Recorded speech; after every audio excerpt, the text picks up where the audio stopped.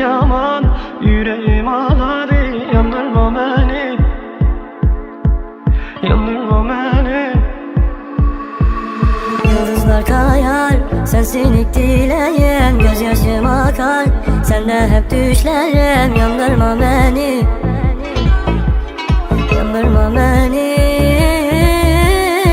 Anlat anlat anlat anlat, geldi gönlüme bunu anlat. Gözlerine aşık oldum, yanıyorum ben yanıyorum. Ruhum ruhuna bağlı ruhum bu Leyla'ya, ben Mecnun'um. Bu aşkın sonu acı da olsa kaderine razı bir kul. Ne gece ne gündüz çık da düşlerim kalsın bana. Kalbime özgürlük yok, kaldı hep mahkum sana. Sensizliktense razıyım ben böyle bir yaraya.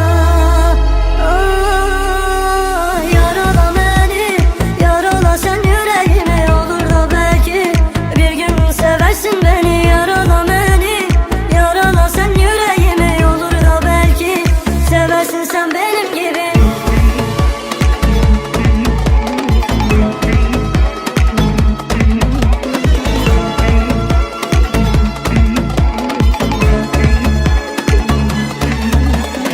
Yüreğim ağlar, gözlerden doymadı. Sensizlik yaman, yüreğim ağladı. Yandırma beni, yandırma beni. Yıldızlar kayar, sensin ilk dileğim. Gözyaşım akar, sende hep düşlerim. Yandırma beni,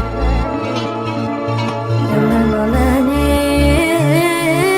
Yenes yenes, aklımdan alsınlar. Yenes yenes, gönlümden kaldırsınlar. İnsafsız bir sevdaya kendimi kaptırdım. Söyleyin bana, ölür mü insan aşkından?